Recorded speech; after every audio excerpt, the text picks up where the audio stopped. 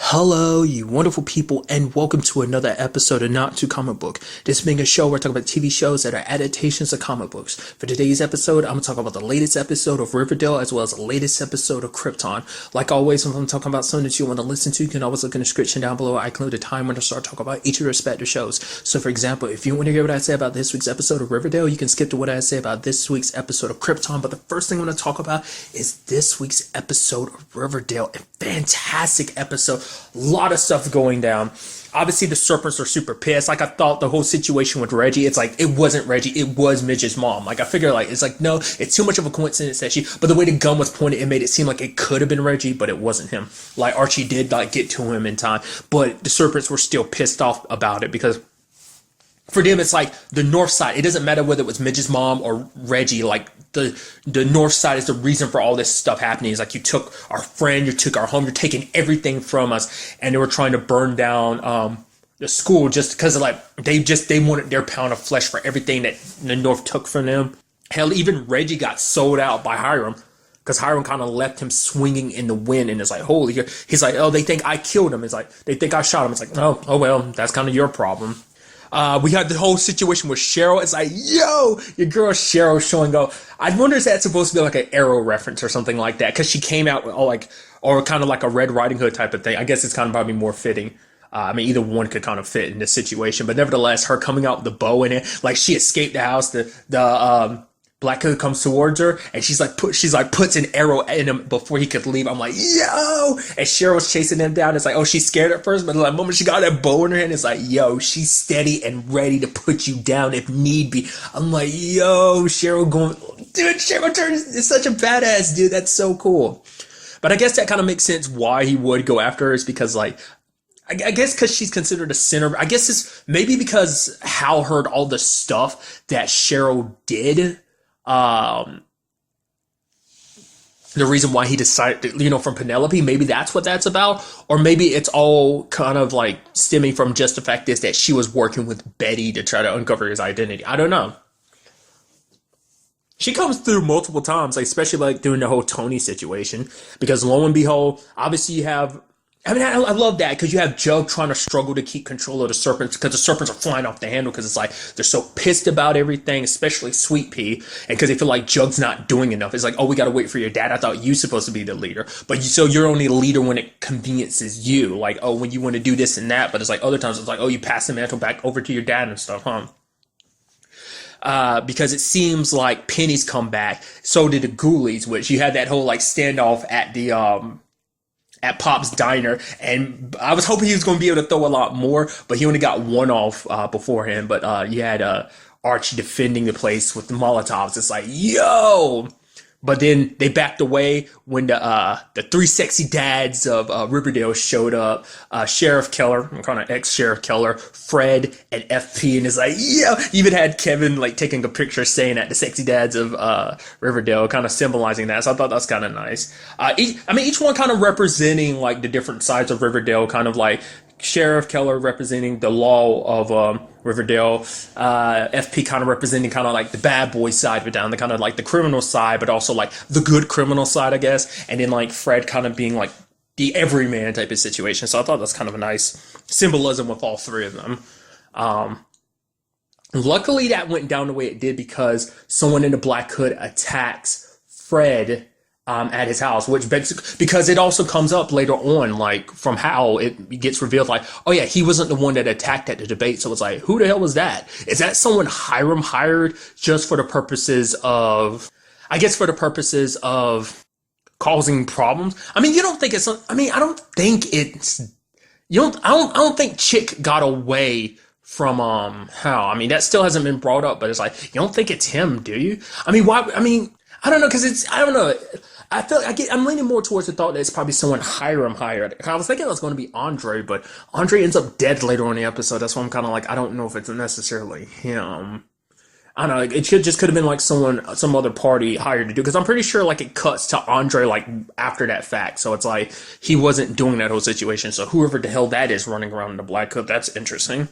But luckily, Fred was wearing a bulletproof vest when the time came. It's like, oh, thank God. It's like, don't tell him, like, he literally got shot again. How fucked up is that? It's like, oh no, he's good, he's good. But also major props to like Archie for taking that situation down, like using the wrestling moves he used to kind of deal with the guy. So, but I think you even saw it in Archie's eyes, like it wasn't, because even he was kind of matching the eyes, and I don't think the eyes were necessarily the same person that, shot his dad before it pops. So, because the real interesting thing is finding out, like, basically all of this has, like, obviously Hiram's been stirring up chaos because he's like, oh, chaos is good for us. But we now learn to the fullest extent, Penny coming back, the Ghoulies being released, trying to start a war with the Serpents, trying to discredit the Serpents and kind of start this beef in the first place by making it seem like Fang was the killer. I mean, he took advantage of that situation and making everything kind of be spun to make it seem like Fang was the killer, because the Serpents were the one people that Hiram couldn't get under control. So rather than worrying about that, why not just have them wiped out? Why not? Don't even have to worry about dirtying your own hands to do it. Get someone else to do it. Hence, Penny and the Ghoulies wanted to take them out anyway. Now they get paid to do it too. So, but now it's going to turn into a war. Everyone wants war. Obviously, Jug is like, we can't do that. It's like they don't have the manpower to do it, but FP knows that. But it's just kind of like, it's a vote. But it's like, if we go down swinging. We're going to go down like on our feet fighting, and just all this back and forth between everyone trying to check in with each other. Archie checking in with Jug, checking in with Betty, and just checking in with Veronica, which Veronica had her whole situation this episode too, because the whole like Hermione's going to put a bounty on the Black Hood, which Betty had her reservations about, because it's like, oh, the Black Hood dead or alive, and it's like, oh, but she thinks it's her dad. Like, I was legitimately still thinking like, maybe it won't turn out to be her dad. Like, everything was pointing to it being her dad, but I was like, maybe it's going to turn out that, and she's worried for nothing. I mean, it's like the moment FP was like, yeah, your dad's at the hospital, and I was like, wait, what? Also, it turns out he actually killed the doctor there too. That just because the doctor was asking too many damn questions. It's like, damn, that sucks. But like, focusing on Veronica, like, Veronica found a folder that was basically going to expose Fred and Hermione's relationship. I guess it's not public knowledge in Riverdale, but it was going to use that. It's like, oh, Hermione would have taken a hit, but so would Fred, because Fred is running on moral, like, family values. But it's like, him and his wife are split, but I guess it's the thing is like, oh, you're coming into someone else's relationship. I guess that's kind of like the downside of like what that's supposed to represent. And even Veronica's like, wait, what? And Hermione's kind of like, no, I'm okay with that. Just like, because it makes me wonder, is Hermione 100% okay with everything? Because before, remember what she said about the whole letter about like, oh, like threatening? Like Hermione was saying like, oh, she was the one who wrote the letter. I still say that she wasn't. I think she just covered for Hiram. I think that was like, I don't think she ever clearly stated like it was her, but like when you see the look she gave Hiram, it seemed like she was just, she did that like just to defend him. It's like, okay, to show that they're both on the same page. I don't know. Like I said, Hermione's done a lot of questionable things this season, but that's also because she thought her and Hiram were on the same page. Which she's like, this is kind of this is the way they think the game's play. It's like, I take a little dip here, but obviously it would destroy Fred. But for Veronica, it's like, that's my point. It would have destroyed Fred's life, because it's also obviously she cares about Fred, she cares about Archie. It would turn their entire lives upside down. Like I said, I guess that, like I said, that's not even like a public knowledge thing. So it would just kind of like, people wouldn't look at Fred the same way anymore, and just it caused problems. I mean, his business would most likely suffer from it and everything. So the ramifications would be very kind of, there'd be waves of ramifications from it and stuff like that. But Hermione kind of stuck by Hiram, because it's like, for her, it's like, it's part of the game to be played. It's like, your dad would never put us in any particular danger. And then like Veronica's like, I can't believe you're actually stupid enough to actually think that. After everything he's done, you don't think Daddy would? He's caught up in this whole mobster game.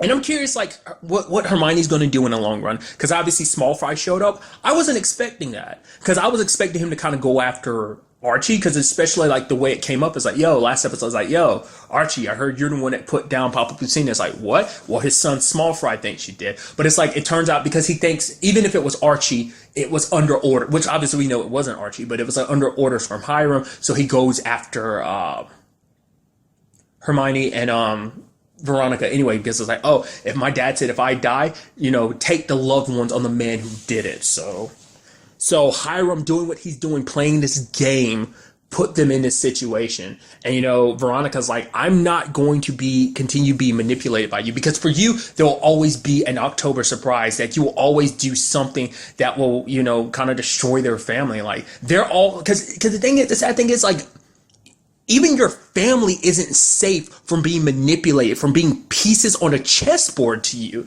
It's like, because he's like, oh, you've lost sight. And Veronica be like, you're the one who's lost sight to treat your family like this. Maybe it's not that he hasn't lost sight. Maybe this is how he's always been, Because it wasn't until this series that Veronica started seeing her dad for the first time. And now I think truly with open eyes, she sees her dad for who and what he really is, So I'm very interested to see what Hermione decides to do in the long run. Will she keep going? Because it kind of also makes sense, like, why, like, Fred would kind of be attacked, because it'd all be about trying to remove him from the equation. So, but it also would mean a lot too, because that would be like, so that means Hiram would go that far as to try and kill Fred, potentially like twice. Maybe the first time was just meant to scare him, but the second time was meant to put him down. So it's kind of like, if Hiram's willing to go to that far, like, will Hermione be okay with it? Because, I mean, no matter what, I think she still cares for Fred, So will she continue with this whole situation, or will she back down? Because this whole thing is just part of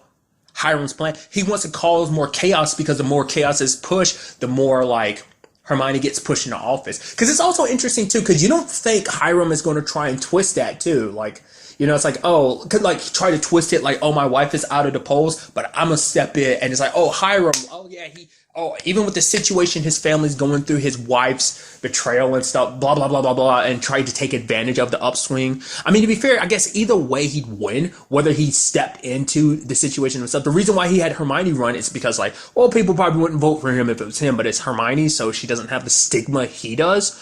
But he'd still be like the one kind of whispering in her ear how to handle the thing. So I'm curious to see, will she back down from the mayor race in the future or not? Because obviously Veronica's had it up to here with her dad, and I don't know. I don't know if Hermione's going to be willing to kind of step away, because this whole, like, getting caught up into mobster life is kind of a thing for her. It's kind of like, oh, like, the wives stand by their husbands in these type of situations, like, kind of almost like this antiquated thing. Like, the women had the power, but it still kind of feels like the men are the ones who kind of do all the mobster work while the women, stay home. It just, I don't know. It's just kind of an interesting thought. I'm curious to see what Hermione can do. Because, I mean, honestly, she could do so much good and better without Hiram, because he's the one dragging the Lodge family down, being kind of the evil bastard that he is.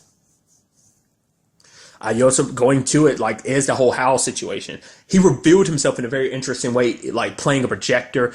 Basically, we understand that the one who killed Joseph's family all those years ago was actually Hal's dad, because he wanted to cast out the sinners. Because apparently being a killer runs in their family, like that darkness runs in their family, because the whole Cooper and Blossom split, it was actually great-grandpappy Cooper who actually killed great-grandpappy Blossom. But remember in season 1, how it was twisting it, making it like, oh, the Blossom family killed our family, that's why we got it was a blood feud, but it's like, no, even back then, like, the whole going after sinners thing, like, what exactly he did, I don't know, that warranted him dying.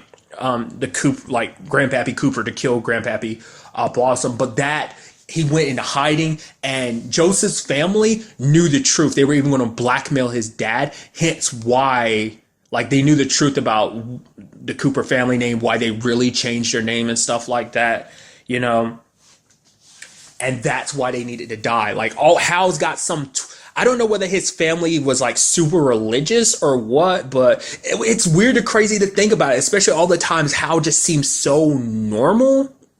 And it's something even Alice called him out for. It's like, you want to hurt Fred for adultery? What about you sneaking off with Penelope? It's like, oh yeah, he who cast the first stone type of thing. It's just kind of like, you freaking hypocrite. But I guess that was one of his moments in his life where he was like, oh, my family was taken from me. Oh, I'm so lost. Woe is me type of thing. I guess that's why we didn't see too much of the Black Hood, because he was so caught up in his own family drama that he wasn't willing to kind of be the Black Hood, to rid the world of sinners. But I guess, like, when everything kind of came back into place, it set him back on his righteous path, essentially. It's just kind of crazy to think that, like, holy crap, like, the Black Hood was that close the entire time, especially for Betty, like who being the investigator she is, that he was that close and she didn't even realize. No one realized. It's hard to believe because I'm curious to also know what that means for Betty's family going up. Like her family will forever be branded for this. Like there's no changing anything. Like there will always be a stigma for the Cooper family because it's like, well, Mitch's mom went out of her way to shoot Fang, which Fang ended up dying because of that, and it turns out the one behind it was actually Hal, and so like I'm sure Riverdale's going to turn against the Coopers, especially interestingly enough considering like, well, for one, Alice's past as a serpent, I'm sure that's not going to help things, but also because Alice has always been a pillar to be like, oh yeah, like the serpent's bad, and it's like, we're good, and it's like, oh yeah, actually your husband's a serial killer and you didn't even know it? What kind of investigator, what kind of reporter do you think it's going to turn into something ugly like that. So like Betty and Alice's life was already flipped upside down, but it's going to be hell going forward with this whole situation. I'm assuming everything he did, like obviously it seemed like the Black Hood was trying to turn Betty into the Black Hood. I think that was the whole point. He wanted to pass on this mission to Betty, but it didn't click with Betty. And he was like, oh, they were like, why are you recording? I want them to understand. So why this happened? It seemed like it was going to be like a double murder suicide. It seemed like he was going to kill Alice and Betty and then himself and then make everyone understand. So, which is interesting. But luckily they were able to knock him out and he got arrested. So that's good. So one less evil running around town, but like I said, there's still the other person who attacked Fred. We still don't know who he is, potentially, so. And then finally, there's the whole situation with Jughead, which is like the saddest situation. To make sure that there is no war, he makes a deal with Hiram and goes, and the ghoulies beat the shit out of him and even have Penny getting her slice of flesh and cut off his mark. Like FP had to like hold his son, bloody face, missing it, and it's like everyone has to see Jughead like that, and it's like that's so fucked up because Penny plans on continuing the war anyway but there's no dude. Everything is going to go to hell in a handbasket next episode, and obviously Hiram is still going to be trying to take advantage of this whole situation. I mean, because truth be told, is the ghoulies and the serpent, and Penny don't really realize, but I don't know if they really know what Hiram has planned, because for them it's like, oh, we're going to take over the South Side type of situation, we're going to get that back, and we're going to run, but it's like Hiram's pushing this whole prison. To be fair, that prison's more of a front so they can kind of launder money through it and stuff like that, so I'm sure he's going to fund them, the ghoulies and Penny, so they can do kind of the selling drugs thing, and then that money, can be circulated and obviously give Hiram the capital he can be to continue being the mobster he is. I guess he needs that capital to also kind of run the East Coast too, hence kind of taking out Papa Poutine and such, so he's trying to like gain the upper hand on that front, so what goes down next episode. I'm not sure if next week's episode is the season finale or not. I think it might be, but I could be completely wrong about that. Either way, it's definitely all going to go down next episode. All out war, and just like it's going to be interesting to see, like this might be a situation where we might see Riverdale come, like North Side and South Side come together to protect Riverdale. Like after what happened to Jug, everybody's probably going to come together. We'll probably see the students and the city as a whole come together to fight the to fight the ghoulies, and that's probably going to be one of the main things that undermines Hiram's plan, especially when it comes out that the reason why this happened is because of Hiram, which he's dead meat, because FP's going to be coming for him. Because he doesn't know about it, because, it was Jug who pieced it all together, trying to, spare everyone. He did this for their sake, because he knew a war wouldn't be good. So many people would die, and he didn't want that, So he did what a leader would do, try to sacrifice himself for the others, and it sucks. Archie and Betty having to see him like that, it's just, dude. Like I said, it's going to be very interesting to see what goes on next episode. Like I said, this was a great episode with so many new stuff opening up, other things closing it out, and still, even with those things closing out, like the Black Hood situation with Hal, it's still going to be interesting seeing where that goes going forward. So we'll just have to wait and see what goes down in the next episode, whether it be the season finale or not. And now moving on to this week's episode of Krypton. A lot of things went down this episode. We got to break down bit by bit. First of all, we have the whole Adam situation. Adam is still content on continuing the plan. Obviously, he goes to Kim to kind of set up a meeting, but obviously for Kim, he wasn't too concerned about that because for him, he was so concerned about Ona because he didn't want her anywhere near this thing pretending to be the voice of Rao. But I guess it's because Ona thanked him because I guess, and ultimately, I think it's going to end up making Cam feel even worse because Ona's like, oh, thank you, Cam, for you're the reason why I went to the voice of Rao and now I'm so happy, because dealing with this was her, he tried to make her feel better about her mom's death and try to give her perspective with the voice of Rao. Sadly, he didn't realize to be fair, that was the real voice of Rao at the time, but not realizing things would kind of play out to where they are now. And she's so sucked up in everything. But I guess Cam didn't want to take away the last thing that kind of gave her hope, that kind of gave her purpose. He was afraid to probably take that from her. So he wasn't willing to just pull her away from the voice of Rao. Which leads to this whole conversation because Cam's pissed at Adam because all you want to do is talk about some future hero that nobody cares about, no one believes. I do love that he's kind of no, come on, Superman, he could have been a god, but he chose to help people. He just, he's be there for humanity. And Kim's like, you've said that speech before, haven't you? And Adam's like, what? No. And so for Kim, it's just kind of he still feels Adam's still being selfish. It's once again, it's that aspect of you're telling people to believe in something that doesn't exist. They can't see in front of their eyes. It's because for them, it's what's in front of their eyes, their world, their planet. These are people here who are alive, who are living, and this is our planet. And you're asking us to not care about that, care about some Kryptonian years into the future who does stuff, but not for this planet. It's why should we, it's something that Adam still hasn't quite gotten. The fact of the matter is these people are here. They are alive. They are alive now. They'll still be alive for another 200 years, basically, but still it's not, it's you're leaving because Adam still thinks he needs to let time play out the way it's supposed to with Krypton's destruction and Superman landing on Earth. It's kind of interesting because this all ties into Adam's past, actually, too, because the way he made it seem it sounded like he was the one who created the Zeta beam, but it seems like it's actually someone else's technology that he stole, or quote unquote borrowed. He just named it the Zeta beam, and it's just kind of the situation of oh, he's the one that figured this out, because it seems like there's some group whose technology he stole. We hear him talking to this person. It's oh, well, we'll find someone more qualified. It's no one else is here. I'm the one that's here. I'm the one that figured it out, which we still don't know how in the hell did Adam find out about someone coming back in time to try and remove Superman. There's even this woman, Alana, that was whoever she was. She's voiceless, but it seems like she knows Adam because she talks about the fact is that Adam's never really been so sincere about anything, and he's I promise I won't let you down. She's too late. So I don't know whether it's they've had a past together as an intimate thing, or whether she's someone that believed in Adam, kind of thought he could be a great hero, but he's just proved to be more of a nuisance. Because basically, it's with everything Adam's ever done, the voices kind of talk about the fact is that every time things get a little too hard, what do? You get out of there in a flash. I'm okay, nice. Which is once again, I'm surprised that still doesn't come up. It's well, Barry can time travel, but to be fair, it's well, Barry can time travel on a planet. It's he can time travel on Earth. Doesn't mean he can help with time travel on a different planet. That's something I didn't even think about last episode. Forget. Because I'm sure if you got him out, still with his means of time travel, it wouldn't be possible. But still. So I guess for Adam, he feels like he is the one.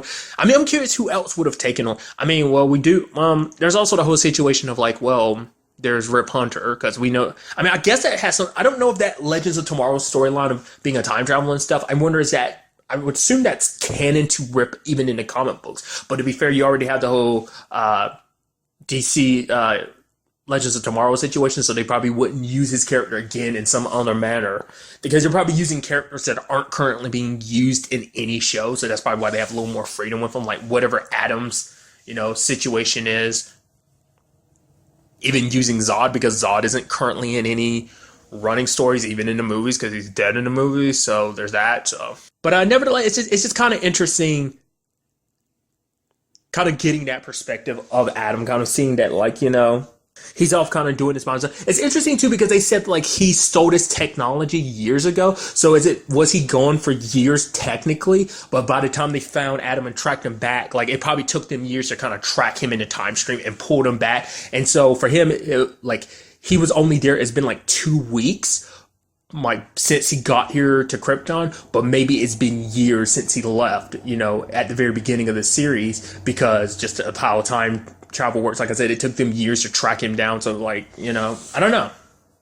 Or maybe he stole it years ago and they've only just tracked him down now. Not just because of the whole time travel thing of just trying to pinpoint him because he's had it for years. Or did he steal it in that past and then he time traveled to Krypton years past later? And, I mean, they're kind of the same thing, but you get what I'm trying to like differentiate between them two. So what took me by surprise was the fact is Adam, tired of just trying, he wants to prove not only to himself but to everyone else that he's the hero, that he's the one that's the right person for this job.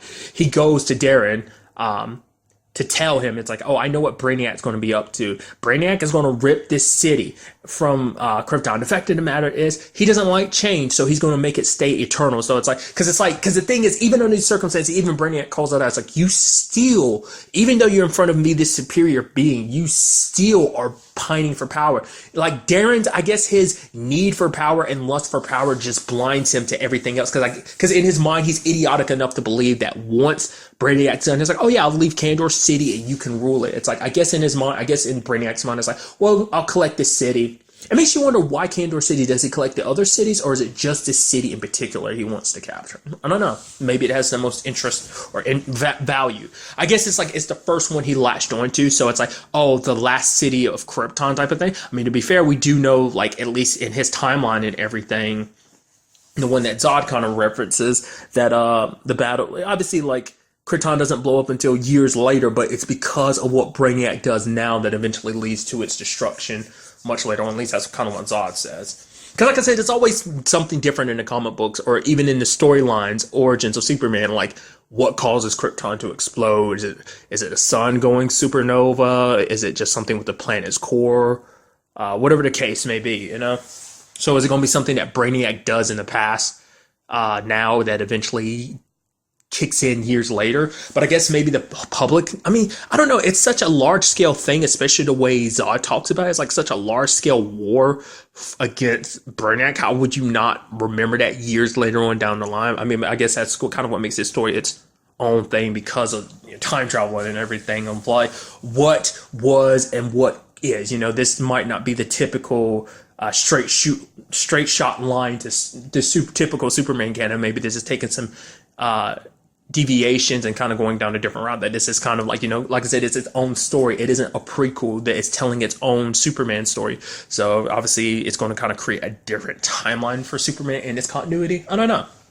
But it seems like even when Adam did what he did, it still didn't work out in the end. I guess luckily, I mean, it still kind of works out here and there, but because Darren tried to get to the voice, but the voice wasn't listening, because basically the voice is locked into the Genesis chamber. He's basically draining power from it, and basically all the embryos that are there, he's killing them, because human life is humans are energy themselves, so he's feeding off of that.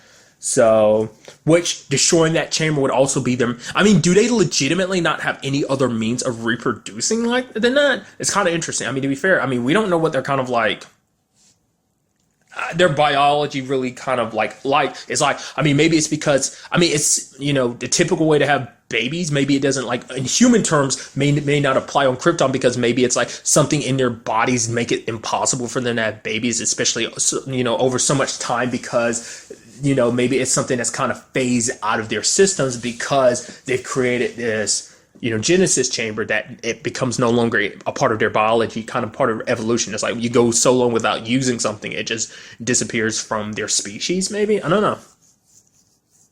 So the whole point is, obviously you have Zod and Jaina going to Black Zero. We kind of get to finally meet the leader. She's not too keen about this whole situation, kind of pointing out how ironic it is. We do kind of maybe they brought it up before, but now we kind of got a clearer picture of what Black Zero is about. The whole Black Zero thing is because they want the same thing that kind of Nissa and Darren kind of want it, but basically it's like getting rid of the rank system between people, no longer there being rank or rankless, that they kind of want to unite all the people. And the reason they're called Black Zero is kind of going back to zero, going back from the start and kind of rebuilding from scratch.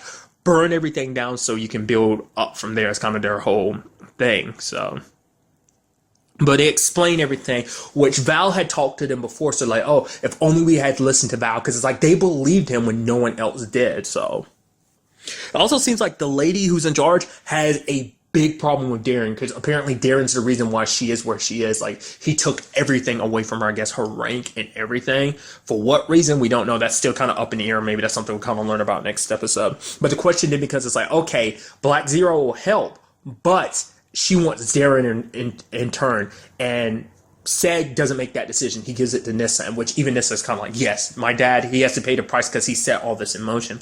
Which is kind of a nice little thing in this episode, too, is the whole Seg and Nissa thing. Because Nissa kind of pokes fun at Lyta, because Lyta's like, oh, you're not going with this. And she's like, oh, well, I guess that's a good thing. You know, you leave me here to my devices, kind of being able to roam free or whatever. And then Lyta's just kind of like pissed that she just brings up a good point. And she's like, fine, you can come. And you have Nissa looking at Seg and winking at him and smiling. And then Seg's just kind of like, the awkwardness of being stuck between these two women in his life. But she said something I thought was very fascinating. Like says, like, what was your plan when it's all said and done? Rule Candor and stuff with your dad? And she's like, no, I wanted to rule it with Seg. And it's like, oh. Because she even keeps bringing it up in the episode. She's like, their baby is already in the system and stuff like that. So Brainiac could be killing their baby too. So it's such an interesting thing, because it's like, obviously they're caught between who they want to be and who they want to love versus kind of what destiny has in store for them. Because it's like, well, obviously him and Lyta aren't together because her son Zod is a thing. So there's that. Then there's a whole situation with Nissa and Seg situation. You could tell it just leaves him conflicted, because obviously he cares about Lyta, and obviously Nissa knows that. But you also see Nissa kind of like, I think that there was really always a part of her, like, everything, a lot of stuff she's done is kind of like, why would you do that? It's not just pure manipulation. You actually kind of care about Seg, because she called him Saul, the kind of person he is, and he's the only one that kind of stuck up for her during this whole situation. He's the only one that kind of believes in her, so. And then also there's the whole situation with Dev returning, which it seems like he's alive after everything. Like, they used him to kind of get to the voice of Ra, but it looks like he's free from the Sentry's control, from Brainiac's control, which then begs the question, you don't think Dev could be Zod's dad? I mean, there's already kind of something there, but obviously Lyta's feelings for Seg, which I said this whole situation is very complicated, so maybe that kind of leads to that. He does say that his dad died, so that could be a situation of like, well, that could also tell us like during the fight for Candor, Dev dies, so it's kind of crazy sad knowing your future. If it does become like that, it depends, because I don't think Zod or Dev ever met last episode, so it'd be interesting to see what Zod's reaction is, like, oh, and then, you know, Lyta knowing that Dev will die in the future potentially could be, you know, that could be something she kind of struggles with. So also got to give major props to freaking Jaina, because she's like, all right, no more running. She goes full blown, bam, bam, bam, all those Black Zero agents that were with her, but it's like, nah, she took out a whole bunch of the Sagittari that were under the Sentry's control by herself. It's like, you were too much of a badass, yo.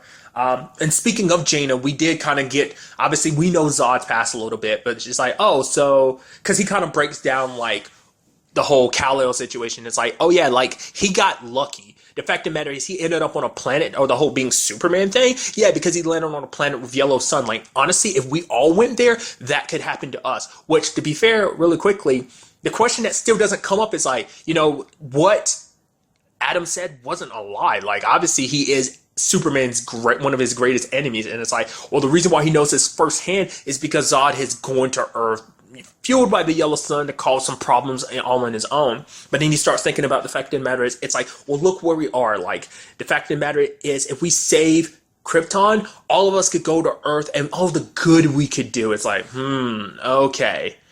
Because for him, it's like, he's like, me and you, Jaina, we're in the same shoes. You led a coup, I led a coup. Because the people the time I'm from, like, the leaders of Krypton are kind of like the leaders of Krypton you have. Like, just imbeciles who don't know what they're really doing. Even talking about being locked up in the Phantom Zone. It's how he escaped the destruction of Krypton, and how the one who put him there was Jor-El. But later on, Jaina actually goes to Sagan's like, I don't think, Zod is telling us everything. Like, he's here with the best of intentions. He's not just here to save Krypton. He's here to rewrite history so that once Krypton is saved, he can rule it, because he'll be the one to lead them to Earth and they can conquer it. Because that's kind of, to be fair, because this isn't the Zod that, this is the Zod that Jor-El knew, but maybe earlier in his life, not growing up under the circumstances he did, maybe he would be a different person. Because the thing is, the reason why Clark ended up the way he did is because he found the Kents. They molded him into being the good person he is. Zod didn't have that benefit. Zod was already a grown man, obviously, because he was put in the Phantom Zone. Clark was a baby. He was raised from a young age to always do the right thing. They imbued him with their morals and everything, making him the hero that he is, so... That does beg the question of what's going to go down, especially because it's like, we can't necessarily trust Zod because he's got his own ambitions. Even with everything they did, shooting... the voice of Rao, even him falling at the bottom of the Genesis chamber, still not dead, came back. Sadly, he uses Ona as a bomb. That was the saddest thing. That's why I was talking about it earlier, where I'm like, I think Kim will blame himself even more because he's the one that put her in that position in the first place, and now she's gone. Because she goes along with it because she's like, oh, through the fires, basically I'll be reunited with my mom again. That, he's the only one that, because, and also Cam didn't pull her away when he had the chance this episode too, so he's doubly going to feel terrible about it. And it's something, because there was a whole conversation between him and Adam. It's like, oh, at the very least I tried, right? So... It's kind of interesting considering everything, like Adam kind of set things kind of be where they are. Even when he tried to interfere, things still kind of went out of his control because Darren tried to warn the voice, but like I said earlier, it didn't matter. But what was interesting is when she was about to explode, Adam activated the Zeta beam and it blocked the explosion and saved Seg, because obviously it's like Seg was like the biggest concern of his. I can only assume like the whole reason why that happened is while like Adam was basically, that shield pops up because he's tearing open a tear in space and time, maybe? Or maybe it just acted as a shield. Maybe he just used the Zeta beam as like a shield itself. Like what it uses to time travel, he used that as a shield, and the explosion mixed with the Zeta beams just kind of sent him flying, because he wakes up in a place, we don't get to see the area. He just sees a woman frozen there, but she can move her eyes and everything. He's like, what the? So I can only assume he got blown to a different point in time. I'd assume, you can't assume anything, because truth be told is we don't even know that he talks about Earth, so obviously he's from Earth, but who's to say he was on Earth when he originally started his journey, that he's not on like some like space colony or something like that, the Watchtower or something. I doubt he's up there with the Justice Leaguers, but still, you never know, like he could be like on some other station or something above Earth or something, or maybe he is somewhere on Earth, but like when he time travels, there's no telling where he could be. Like he could be in, I'm kind of leaning towards the thought that maybe he's in Krypton's future, and maybe this is kind of like he got flung to an alternate timeline where it's like, wait, this isn't the way things kind of went down, and it's like, oh, maybe Zod has control of everything. Maybe he got flung further into the future where it's like, oh, maybe he's in the exact moment Krypton explodes type of thing. I don't know. That lady, it's hard to say what she or who she is, because she could be Kryptonian, she could be human. For all we know, it could be a world where, like, it could be a timeline where Brainiac won and took control. So who's to say? Like I said, we know next to nothing about that situation. Oh, and I didn't even talk about it too, but there was that conversation between Nyssa and her dad, where it was like, yeah, you taught me how to survive, but she's like, I want more than that. I can be more than just surviving, which Darren kind of talks about. The fact is, he wanted that too, like for himself. I wanted to be that. I wanted to as well, find more than just surviving, but he still ended up the way he did. So maybe that's kind of implying that even if Nyssa wants to change, maybe who she is kind of ingrained in her DNA, and that the fact of the matter is she'll end up doing the same thing as Darren potentially. I think she's very different from her dad. So like I said, I kind of lumped them together, but it seems like she's kind of forced her own path. She even went as far as being like, I forgive you for trying to kill me, Dad. So like I said, very interesting episode. I'm very interested to see what goes down in the next episode with all of this. But really, that's all I want to talk about. To the next time we meet, be happy, be safe, live life to the fullest, and enjoy it. Good day and goodbye.